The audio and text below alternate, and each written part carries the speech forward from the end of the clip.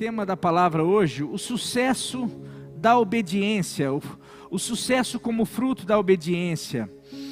Se nós, durante esse ano muitas pregações, eu falei que a frutificação tem a ver com estar em Jesus, ouvindo palavras. Falei que era um ano de cumprimento de promessa, que nós estávamos diante da terra prometida, mas para entrarmos, tomarmos posse da promessa, era necessário nos apropriarmos pela fé na palavra dele. Falamos um monte de coisa, mas às vezes você vem na igreja, você ouve a palavra, você sai daqui,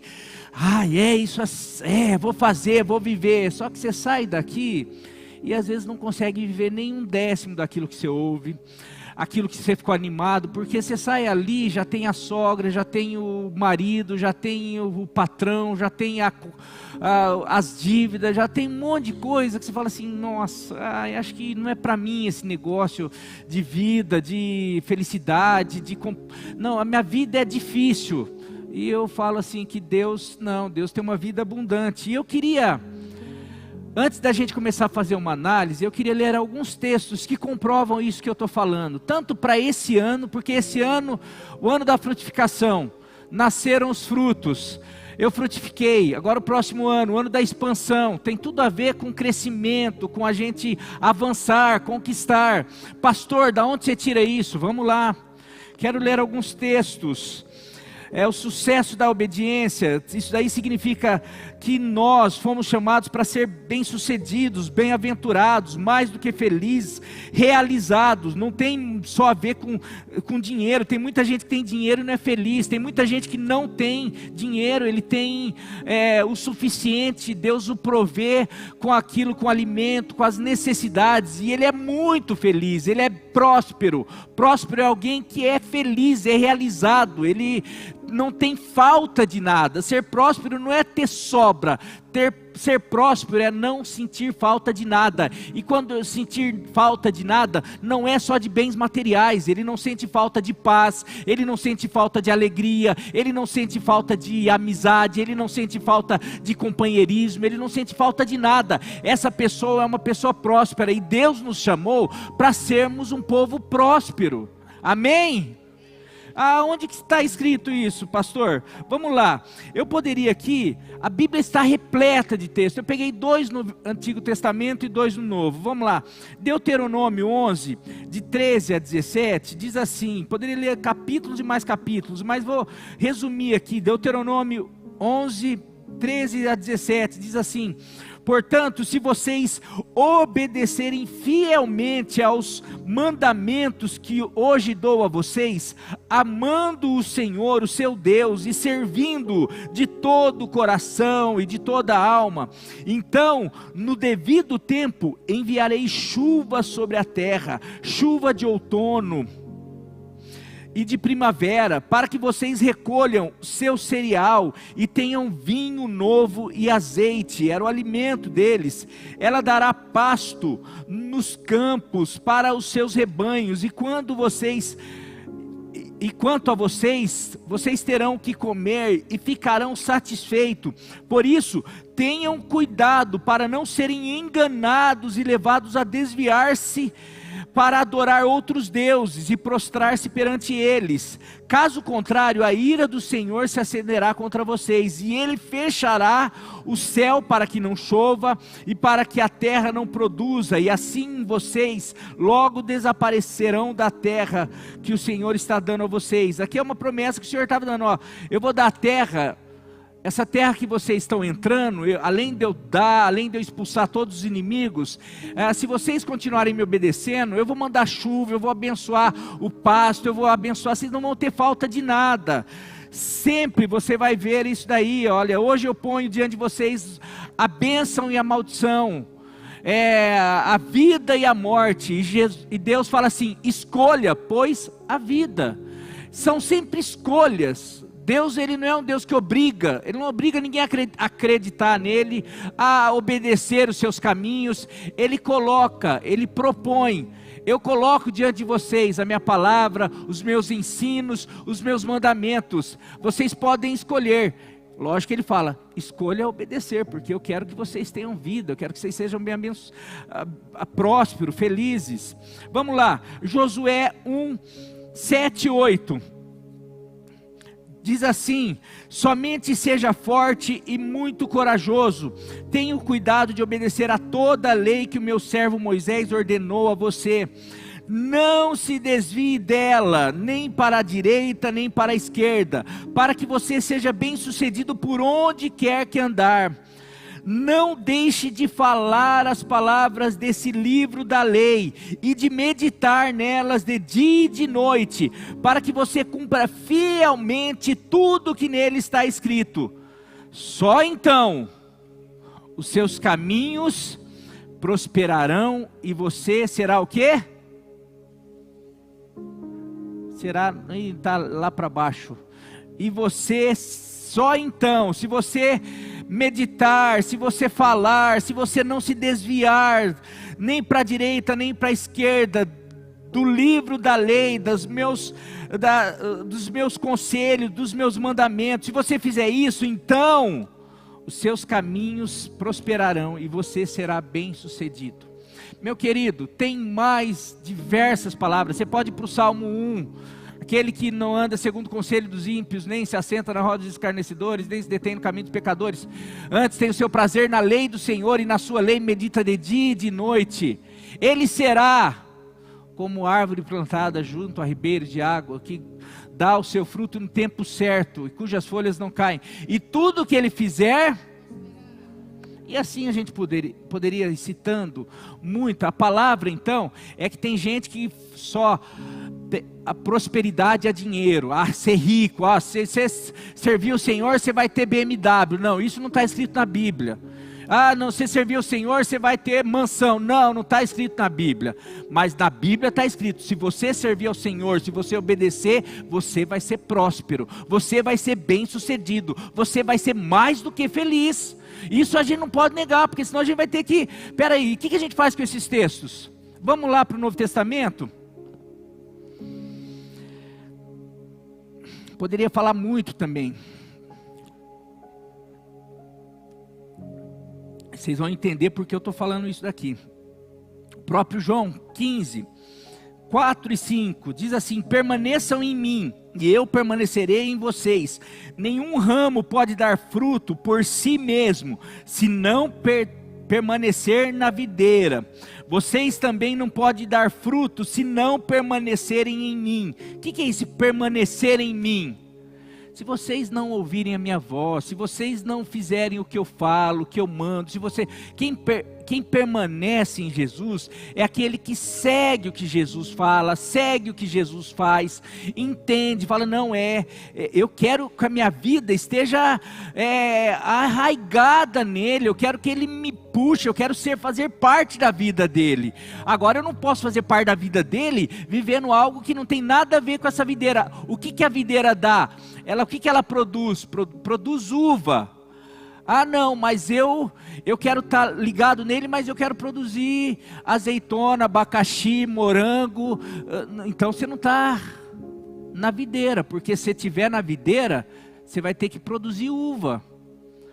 Então o que Jesus está falando, aquele que estiver ligado em mim, vai produzir fruto, mas os frutos concernentes ou iguais ao da videira, ou iguais a de Jesus. Então eu vou estar replicando aquilo que Jesus fez, aquilo que Jesus fala.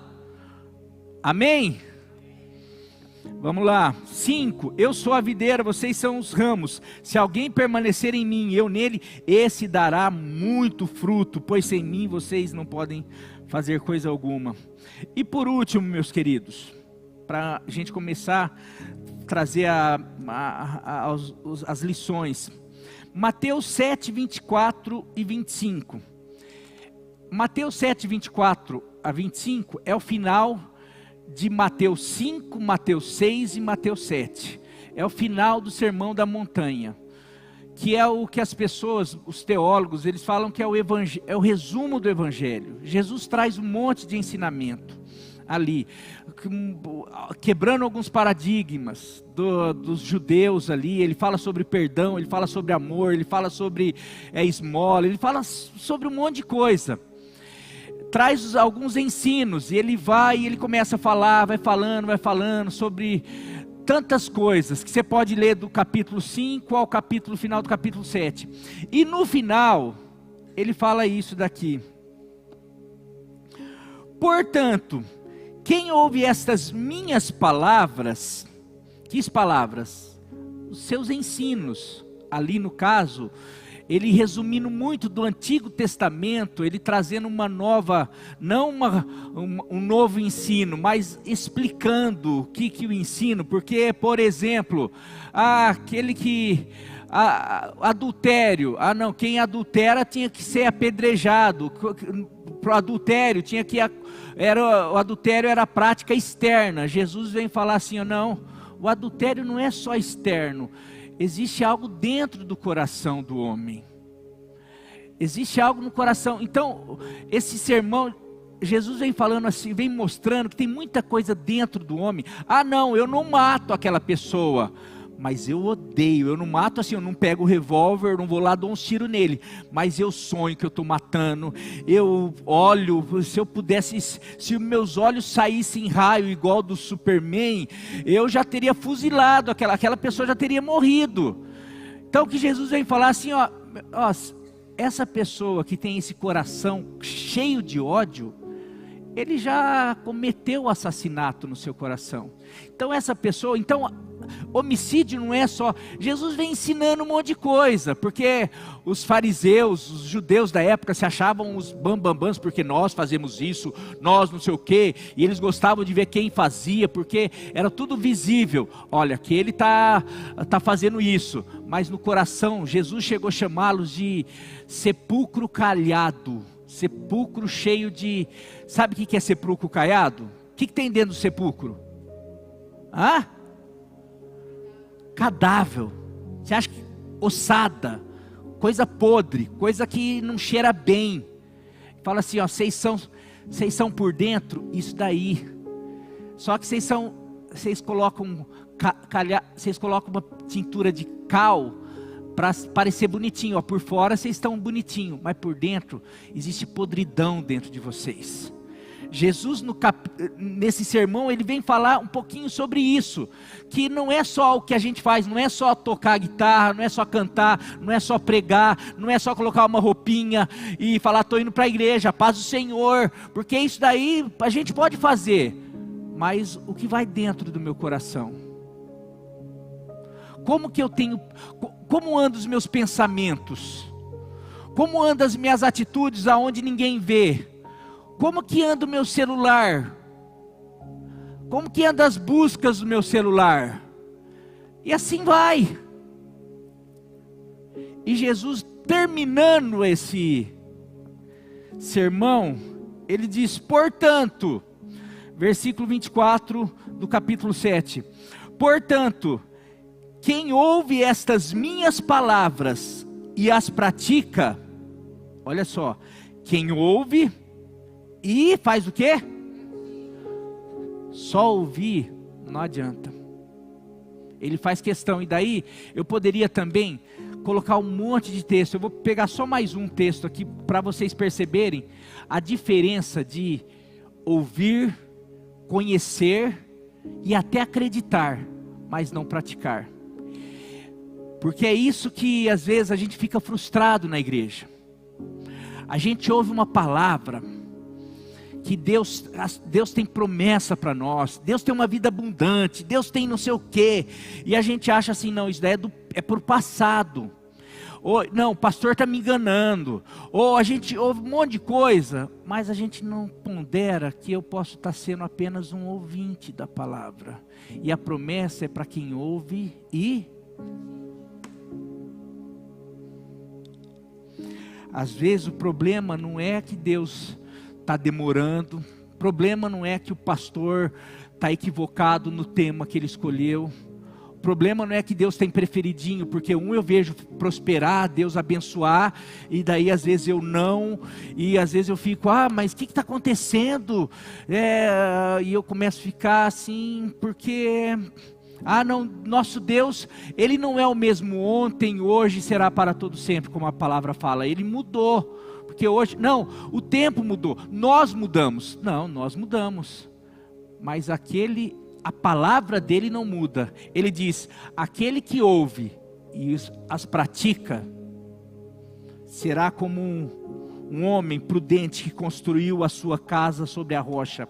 Caiu a chuva, transbordaram os rios, sopraram os ventos e deram contra aquela casa. E ela não caiu, porque tinha seus alicerces na rocha. E daí ele vai falar sobre aquele que ouve e não pratica. Meus queridos, o que eu estou querendo dizer com todos esses textos é que Deus tem uma vida abundante, uma vida feliz, uma vida de conquista. E quando eu falo conquista, vai para além. Eu quero dizer que hoje a minha vida, ela é mais forte. Eu passo por problema que eu passava lá atrás, que hoje não me abala. E na época me deixava, eu saía brigando. Por quê? Porque hoje...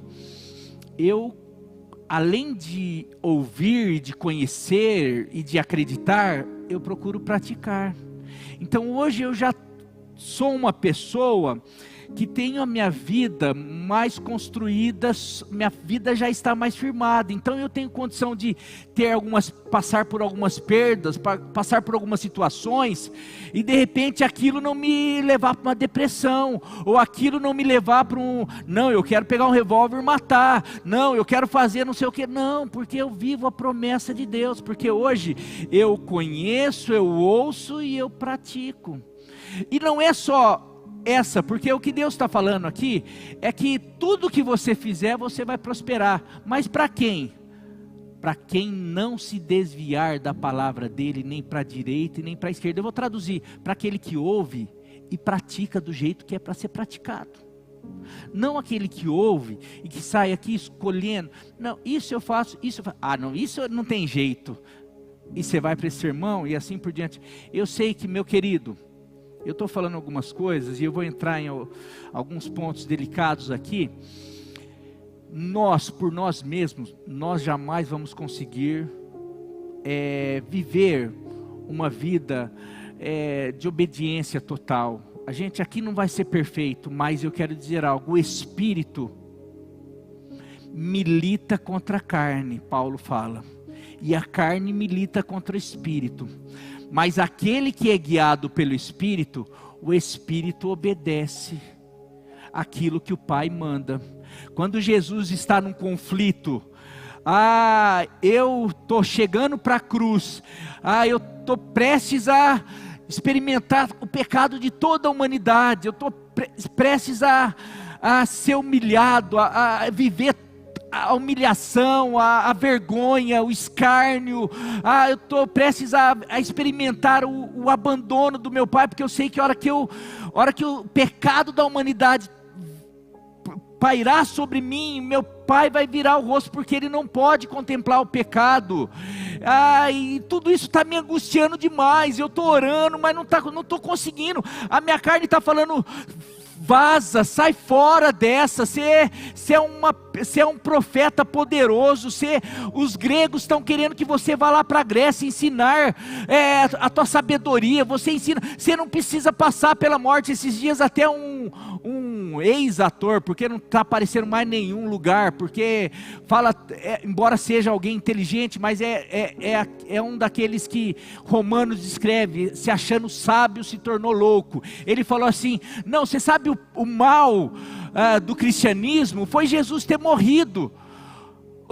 Jesus, eu sou fã de Jesus, mas a vida dele é melhor do que a morte, porque ele morreu para perdoar, para salvar o homem do pecado. O homem continua pecando, o cara um ignorante, porque a obra dele, a vida que ele fez, mas era o que o inimigo queria, era impedir Jesus de morrer.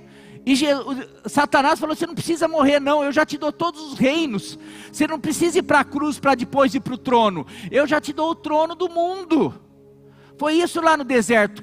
Então sempre tentando, e Jesus estava lá naquele dilema, não, eu vou para a cruz, não, não vou, eu não consigo. E Jesus era 100% homem. Quando ele veio, ele se despiu. Você vai para Filipenses 2, você vai falar, ele se despiu da sua glória. Tá? Então ali estava um conflito, porque se ele fosse 100% Deus, ele não ia suar a gota de sangue, ele não ia ter fome, ele não ia ter sede, ele não ia ter as dificuldades, ele não ia ter conflito, ele não ia precisar ficar orando todo dia, subindo para o monte, ficar orando, tendo uma comunhão com o Pai. Mas ali ele está lá falando, se for possível, Pai, me livra da cruz, não tem um outro plano, não tem uma outra, eu não quero ir para a cruz. Contudo, seja feita a tua vontade. Ali ele está falando assim, ó, a minha vontade humana é sair fora, mas eu sei que o Espírito que me controla, que me domina, ele está me conduzindo. Meu querido, só tem uma maneira da gente, em momentos, e é onde eu vou começar. Não se preocupa com o horário.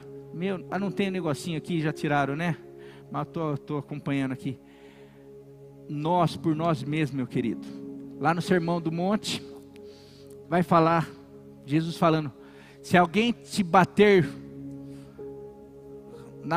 na face, o que você tem que fazer? Fácil, né? Pra gente eu acho que não dá nem tempo da gente pensar, é reflexo do corpo, você levou, você já dá, depois que, a Bíblia fala, não dá tempo, o nosso organismo até já, é um complô da carne, do sistema nervoso, tudo não dá. Não, meu querido, eu quero dizer que se você conhecesse minha mãe um pouquinho, eu brinco com ela, a gente brinca, a família inteira brinca, que fala que se o diabo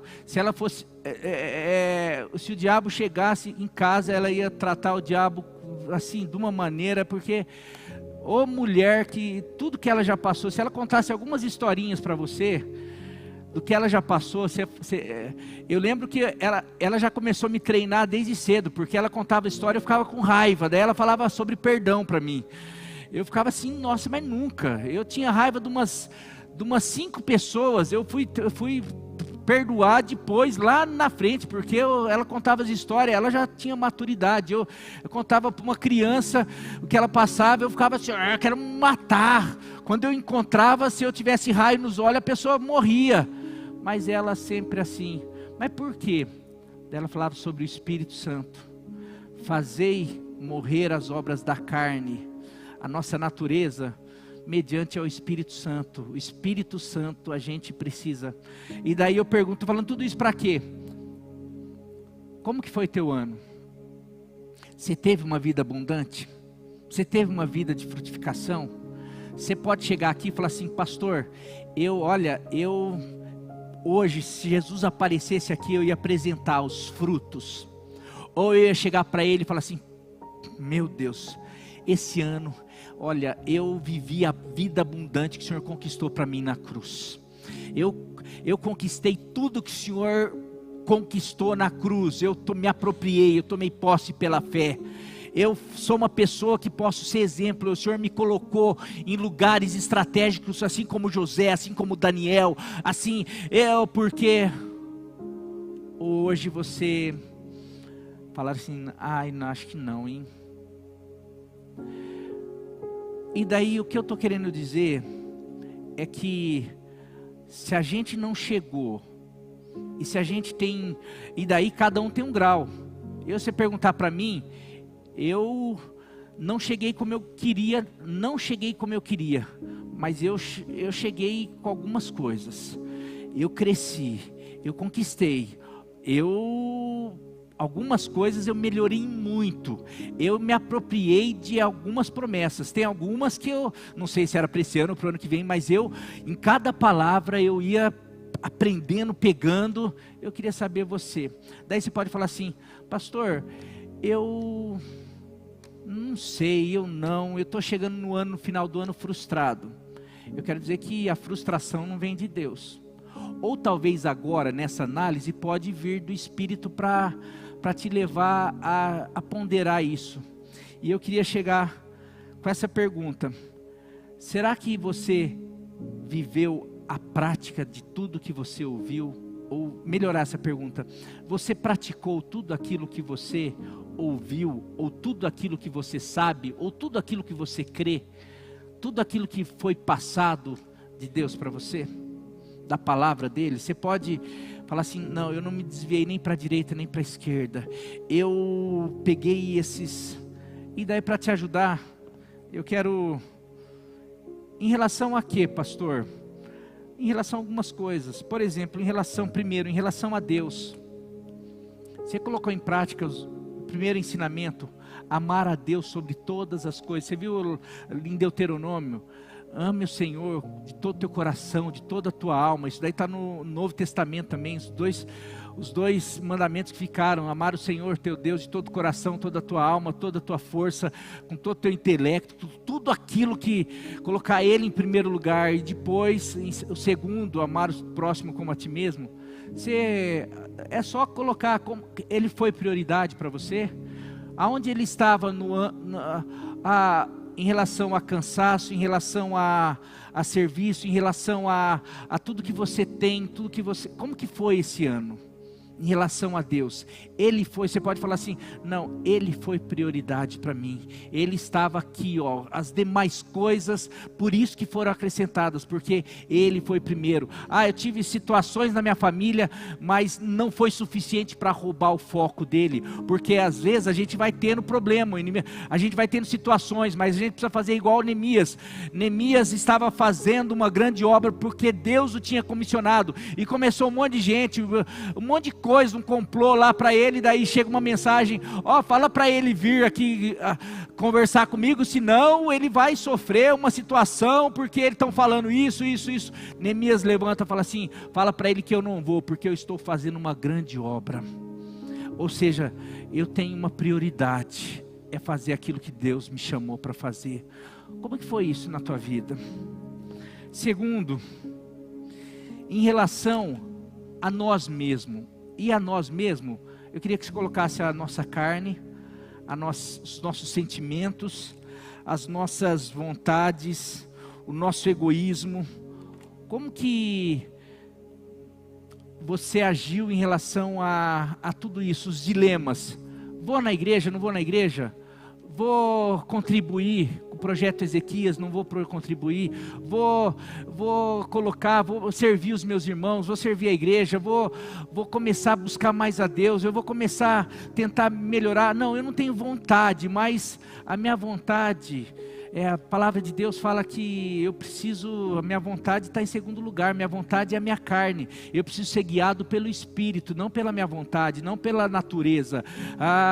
Não é igual o conselho que todo mundo, quem cresceu na época da Xuxa: siga o teu coração, siga o que você tem. Não, siga o teu coração. A palavra de Deus vai falar assim, que o coração é enganoso e demais corrupto. Quem o conhecerá? Aquele que segue o coração. Aí tem um monte de gente na cadeia porque seguiu o coração. Tem um monte de gente se suicidando porque seguiu o coração. Tem um monte de gente frustrada, não querendo saber mais de casamento, de relacionamento. Tem um monte de gente mudando de sexo por causa de seguir o coração. Tem um monte de gente fazendo um monte de absurdo porque seguiu o coração. Não, nós não seguimos o coração. Nós seguimos a vontade de Deus, o Espírito Santo que controla a nossa vida. Como que foi teu ano em relação a isso? Como que foi? A tua vontade prevaleceu ou a vontade de Deus, o Espírito Santo prevaleceu sobre a tua vida? Sobre todas as áreas. Sobre família, sobre dinheiro, sobre trabalho, sobre igreja. E daí eu estou falando por quê? Porque talvez... Vocês vão entender, estou querendo para o final já, mas tem o último. Em relação a Deus, em relação a nós mesmos. E por último, em relação aos outros. Em relação à comunidade. algumas coisas, por exemplo, no Sermão do Monte, isso que eu falei, tem um texto lá que fala, considere os outros, Filipenses 2:3, se eu não me engano. Nada façam por ambição egoísta ou por vaidade, mas humildemente considerem os outros superiores a você mesmo. Olha que coisa difícil. Como que a gente viveu isso esse ano? Será que a gente olhava para os outros e ficava assim, ó, esse daí não, o outro, também não, o outro, também não. Não, pastor Mário não, é outra coisa, pastor Mário pode ser. Pastor Mário pode ser superior a mim. Não, o outro não, eu sou... E daí a gente não entende, porque algumas promessas não se concretizam, porque eu não tenho uma vida abundante. Eu vou falando algumas coisas, porque esse próximo ano é o ano da expansão. Para mim é mais poderoso do que o ano da frutificação. Porque é um ano que Deus vai nos dar a oportunidade de expandir. Expandir, você acha no dicionário aí aquilo que você mostrou? Eu estava procurando uma palavra que traduzisse o que Deus estava colocando no meu coração. E eu ficava assim, Deus, eu falei para a Nilva, falei para o pastor André, eu falei, Deus está me colocando isso, que é um ano disso. Daí veio essa palavra expansão, que é para a gente expandir em todas as áreas. É para a gente expandir no nosso intelecto, a nossa sabedoria, o nosso discernimento, no nosso chamado, a igreja, literalmente expandir de conquista. Expansão tem a ver com conquista. É para a gente, o Senhor está nos chamando o povo dele para ir além. Sabe, o povo dele sempre foi além, mas o povo dele sempre foi além, mas dependia do povo. Não de Deus, porque o Deus é um Deus superabundante, o Deus é um Deus que é muito além. A nossa mentalidade humana não consegue atingir a grandeza, o poder, a majestade, as coisas. Fala que aquilo que o olho não viu. Eu quero dizer que teu olho, ainda mais hoje com a internet, teu olho já viu tudo de tudo. A gente já viu tudo que é mais bonito. A gente, mesmo se for pela internet, eu já vi cada paisagem, a gente já viu tudo, mas lá, fala que aquilo que olho nenhum viu, ouvido nenhum ouviu. Eu gosto de músicas, música, cada harmonia, cada coisa linda. Daí fala, aquilo que olho nenhum viu, aquilo que ouvido nenhum ouviu, e daí vai, para tampar, para acabar, aquilo que homem nenhum consegue imaginar. Você tem noção? Você já viu a imaginação dos homens? Você assiste alguns filmes que você fica assim, cara, como conseguiram imaginar isso? Você pega algumas arquiteturas, algumas coisas que o pessoal faz, algumas decorações, e fica assim, gente, como que a pessoa pensou que aquilo ia ficar lindo e combinar e não sei o quê? Deus fala, aquilo que olho nenhum viu, aquilo que ouvido nenhum ouviu, aquilo que homem nenhum, mente nenhuma conseguiu imaginar, são essas coisas que eu tenho para aqueles que me amam. Sabe? Então vou resumir isso. O ser humano, nós não conseguimos nem dimensionar aquilo que Deus tem para a gente, mas eu quero dizer que Deus tem, só que é para quem? Para quem ouve e pratica. Eu quero dizer que você pode terminar, eu não sei como você está terminando 2025, 2024, mas eu sei que 2025 você pode terminar de uma maneira tão diferente, porque você pode olhar essas mínimas coisas, você pode falar assim, não, porque eu fui fiel nos dízimos, porque eu não falta um culto, porque eu sou leal com o pastor, eu faço algumas coisas, mas eu sou orgulhoso, eu não considero ninguém superior a mim, eu tenho dificuldade de ter misericórdia, e aqui eu termino sobre 2 pontos que nós precisamos ter, e é a lição do filho pródigo, é uma das lições, e a maior dificuldade nossa, porque nós somos justiceiros. Quero ler 2 textos, daí, a palavra de Deus fala, aquele que se escorrega em um só, você mandou para mim esse texto?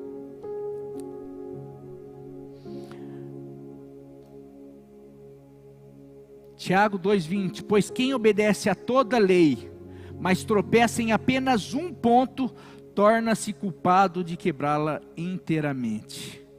Tiago falando isso daí. O que eu estou querendo dizer? Às vezes a gente está fazendo, está procurando fazer. Jesus falava para os fariseus lá, uma hora lá, que eles ficavam se gabando, eles colocavam as melhores roupas, eles faziam as orações mais demoradas, eles ocupavam os lugares mais, para falar, ó, eu sou o crentão, eu sou da PIB Pirajuí, eu sou pastor da PIB Pirajuí, olha que roupa, ó meu terno, não, eu não uso terno, mas olha a roupa de crente, olha a minha fala, olha a minha voz de crente, ó como eu prego legal aqui, ó como eu mudo a voz, ó como eu faço isso, ó como eu faço aquilo, ó como eu devolvo dízimo, ó como eu faço tanta coisa. Jesus fala, vocês devolvem o dízimo da hortelã, do cominho, vocês fazem grandes orações, vocês fazem isso, mas vocês ignoram a misericórdia, vocês ignoram as pessoas. Daí ele fala, preste atenção, porque tem muita gente que usa esse texto para falar, ah lá, Jesus é contra o dízimo. Você pegar esse texto, você vai ver, Jesus fala assim, vocês deviam fazer essas coisas, ou seja, vocês precisariam devolver o dízimo de tudo, vocês precisariam fazer todas essas coisas, mas sem negligenciar as outras. Não adianta a gente vir, cantar, levantar a mão, fazer, ó, a igreja está bombando, eu estou fazendo não sei o que, mas eu odeio o irmão. Poxa, aí daí eu não entendo, porque eu chego no final do ano, o pastor está pregando, que eu não sei o que, eu estou fazendo, estou conhecendo, Deus está falando comigo, mas eu não consigo, eu continuo roubando o dízimo do Senhor, eu não consigo devolver aquilo que pertence a Ele, eu não consigo, eu vou escolhendo, aqui eu sirvo, aqui eu sou bom, aqui eu não, Deus é tudo. Deus, Ele morreu numa cruz, Ele não deu metade do Filho dEle, Ele deu o Filho dEle por completo, Ele não deu uma meia salvação, Ele deu uma salvação plena, uma libertação, Ele deu tudo, e Ele não quer metade de você. Sabe por que Ele não quer metade de você? Porque Ele não pode abençoar só metade da tua vida. Ele não quer que você tenha uma vida meia abundante. Ele quer que você tenha uma vida abundante. Ele não quer que você tenha uma vida, Ele quer que você tenha uma vida plena. Ele não quer que você entre na terra e fique o tempo inteiro guerreando com os inimigos. Ele quer que você entre e Ele quer desbaratar os inimigos. Ele quer que você tenha uma vida vitoriosa. Mas para isso a gente precisa, e eu falei, pastor, eu não consigo, eu sei, você não consegue, eu não consigo, ninguém consegue, por isso que ele falou, eu estou indo para o meu Pai, mas eu não vou deixar vocês órfãos, eu vou enviar o Espírito Santo, que vai habitar vocês, e vai fazer lembrar vocês, lembrarem de tudo o que eu tenho falado. O que ele estava falando, esse Espírito vai fazer vocês lembrar, vai guiar vocês a toda mentira, a meia verdade, vai fazer vocês viverem metade dos conselhos que eu dei. Não, vai guiar vocês em toda a verdade. Se nós queremos, então aqui vai, nós terminamos um ano como? Melhor do que eu terminei o ano passado, não tenho dúvida, mas ainda falta, porque de vez em quando eu me pego tropeçando em algumas coisas. Você quer uma que eu falo aonde eu tropeço, e talvez seja onde muita gente tropeça, é nessa questão da graça e misericórdia. Nós precisamos ser parecidos com Jesus, com o nosso Pai. O nosso Pai é um Deus de toda graça e misericórdia. Você sabe o que é graça? Eu vou mostrar o que é graça e misericórdia, fazer a diferença, porque elas são semelhantes. Graça é o favor imerecido, ou seja, é aquilo que a pessoa, é aquilo de bom que a pessoa não merece. Eu vou dar um exemplo. A Nilva, eu sei que ela gosta de que eu ajude ela a lavar a louça. Um exemplo, ela não faz essa questão aí, graças a Deus. Mas ela gosta que eu ajude ela a lavar a louça. Mas ela também sabe que eu gosto que ela vá comigo na casa dos meus pais. Isso é verdade. E ela vai. Mas vamos aqui, é uma historinha aqui. Vamos esquecer tudo o que é, o que não é, tá? Ei. Daí ela pega e fica 2 dias, 3 dias que eu fui na casa do meu pai, ela não foi comigo. E daí, no dia que ela pede para eu lavar a louça, a pergunta que eu faço, ela merece que eu lave? Hã? Gente, não merece. Ela não fez o que eu quis, não merece. Ela não fez aquilo que eu gosto, o certo, a justiça, o justo, que é a palavra que o ser humano mais gosta de usar. Eu sou justo. Se eu sou justo, eu não vou lá não vou lavar a louça, porque é justo. Ela não fez o que eu pedi, eu não faço o que ela pede. Agora a graça, ela não merecia que eu fizesse aquilo, porque ela não fez aquilo que cabia a ela. Mas como eu sou filho de um pai que é gracioso, que derramou a sua graça sobre mim, eu vou lá e lavo a louça para ela. Olha como eu derramo graça sobre a vida dela. Ela não merecia esse favor, mas eu fui lá e fiz. É o que Deus faz com a gente. Eu não merecia ser salvo, porque eu sou inimigo dele, eu não fiz nada. Ele pede algumas coisas para mim que eu não faço, mas ele derrama a sua graça, o seu amor, me salva. Misericórdia, a diferença de misericórdia. A misericórdia é a retenção da punição que você merece. Nunca mais vão esquecer isso daí, quem não sabe. A graça é o favor que você não merece. A misericórdia é o castigo que você merece, mas por causa de misericórdia Deus retém. Não vou castigar. Então, uma pessoa, ele cometeu um crime, ele foi ali, fez algo de ruim, e agora a justiça fala que ele tem que pagar. E daí, de repente, é muito bonito, viu essa ilustração, uma senhorinha, o neto dela vai preso e tal, e está lá prestes a ser condenado, a ir para a cadeira de roda, e ela vai atrás do juiz. Cadeira elétrica, eu falei o quê? Cadeira de roda, meu Deus do céu. Final do ano, gente, vocês desculpa também aí, né? Quem fala muito, corre esses riscos aí. Cadeira elétrica, e daí ela vai, pega o juiz lá e fica e começa, por favor, ele é meu único neto, ele me ajuda, ele não sei o que e tal, o juiz ficava assim, ela tem misericórdia de mim, tem misericórdia do meu neto, tem misericórdia, não sei, daí uma hora ele falou assim, minha senhora, ele cometeu isso, ele fez isso, ele começou a expor tudo o que o neto dela tinha feito. Daí ela olhou para ele e falou assim, eu sei de tudo, por isso que eu estou pedindo misericórdia.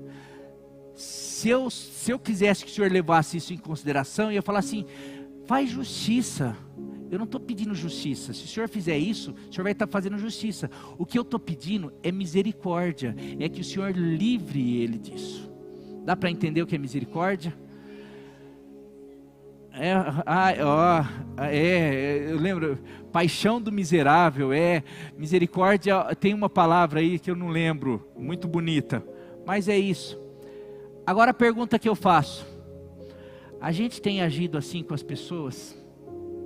Ou a coisa que, daí eu vou falar, eu estou treinando muito, porque a primeira coisa que sai da minha boca, ele merece?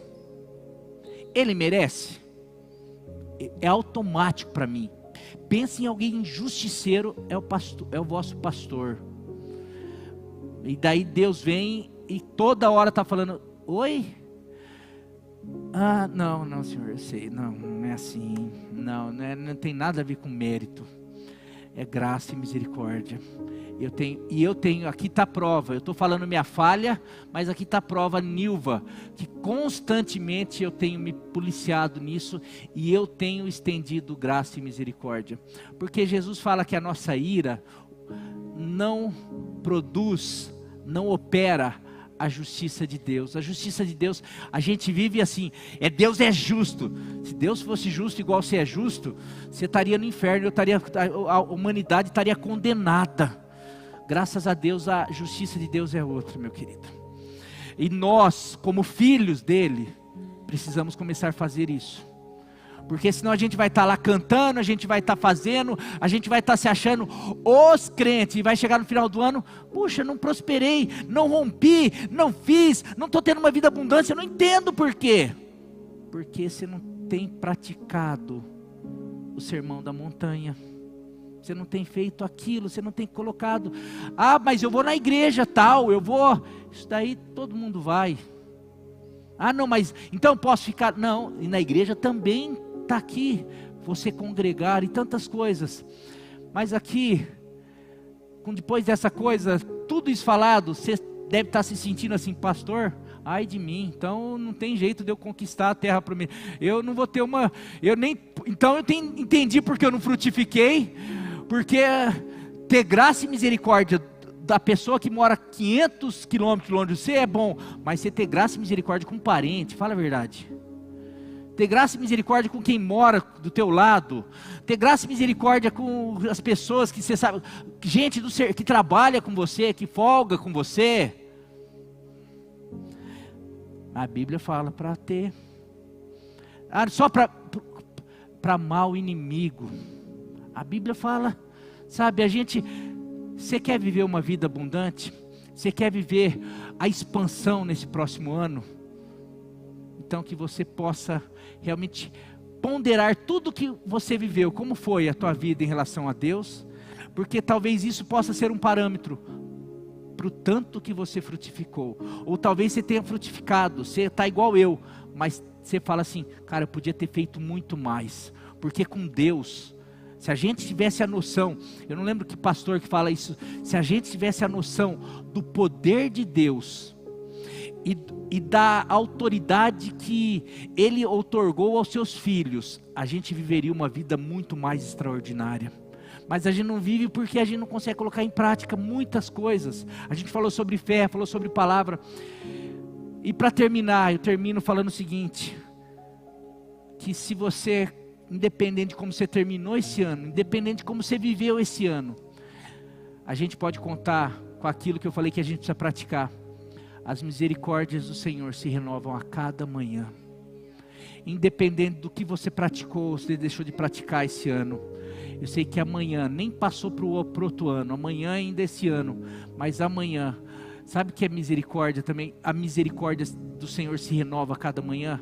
É como se tivesse já uma folha desse ano, já toda rabiscada, toda com um monte de coisa, e lá nesse rabisco, está lá, que eu não fiz, que eu deixei de fazer, o que eu não pratiquei, os erros, tudo, e daí está lá no final, o resultado, frutifiquei por causa disso, as promessas, não, tal, mas amanhã, o Senhor vira essa página, e vira uma página em branco para você, e o Senhor fala, mas e o pecado disso, o pecado daquilo, o erro daquilo, Ele fala que Ele nem se lembra mais, Ele estende a misericórdia. Misericórdia é isso, você não precisa nem de uma avó intercedendo por você, porque o Filho de Deus intercede por você, o próprio Jesus que morreu no teu lugar, Ele está lá, Pai, esse ano Ele ainda não conseguiu, Ele não entendeu os detalhes, porque Ele está tão eufórico com a igreja, com tudo, e com todas as promessas que o Senhor tem para Ele, mas Ele não pegou os detalhes, e hoje eu vim trazer uma palavra de detalhes para vocês, para essa igreja aqui. Sabe, você já viu a vida é feita de detalhes? Aqui vai a frutificação, a vida abundante, as promessas de Deus. E a expansão em 2025, ela é feita de detalhes. Desses pequenos detalhes que às vezes a gente, não tem problema eu ter ódio, não tem problema eu não perdoar, não tem problema eu ser orgulhoso, não tem problema, desde que eu vou na igreja, desde que eu levanto a mão, não. Tem problema, se você quiser viver o mais de Deus, a expansão, que hoje você possa deixar como ano passado, tudo na cruz, e a partir de amanhã comece a viver algo, não só as coisas que você faz já, mas comece a colocar diante de Deus aquilo que você não consegue fazer, e diante do Espírito, fala: Espírito, eu não vou fazer, eu não consigo fazer, minha carne é justiceira, minha carne é igual do pastor lá, ele, primeira coisa, não merece, outra, mas eu não posso, porque eu não tenho que ser parecido com o pastor, eu tenho que ser parecido com o Senhor. É lógico que o pastor está também, eu quero cada vez mais, falei aqui, a Nilva chamar um dia a Nilva para testemunhar, ela não fala muito de mim, mas aqui é a prova de como eu tenho feito e melhorado. Por isso que hoje eu falo, hoje eu frutifiquei melhor, mais do que o ano passado, mas eu tenho certeza que 2025 eu vou expandir muito mais do que esse ano. Eu vou alcançar, e eu queria que você vivesse isso comigo. Eu queria que essa igreja, por isso que eu trago essas palavras, porque eu não quero viver sozinho. Eu quero que cada um de vocês vivam na família, na casa, então que a gente possa parecer com Jesus em todas as situações. Amém? Eu quero orar com você, porque eu me alonguei, você pode aí tocar. Você pode se colocar em pé.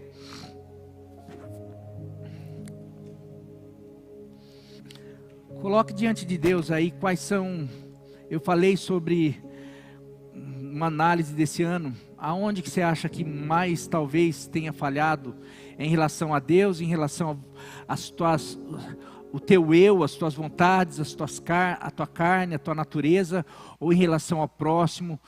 Aonde mais talvez você vai ter que ter cuidado esse próximo ano para falar, não, eu quero viver a vida abundante de Deus. Então que o Espírito Santo me ajude. Coloque diante dele agora em nome de Jesus. Fala, Deus, eu preciso que o teu Espírito me ajude nessa área.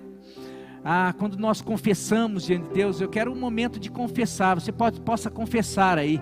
Aquele que confessa e deixa, encontra misericórdia. Então que você possa falar aí, Deus, eu realmente também eu tenho dificuldade em relação à graça, misericórdia, eu tenho dificuldade com a generosidade, eu tenho dificuldade com várias situações de deixar o Senhor conduzir a minha vida. Eu sou nervoso, meu temperamento eu não mudo, eu não consigo mudar o meu temperamento, eu não consigo mudar isso, mudar aquilo. Não, Deus quer mudar tudo, o Espírito Santo quer entrar e transformar você, para que você experimente a vida dele, a vida abundante em nome de Jesus.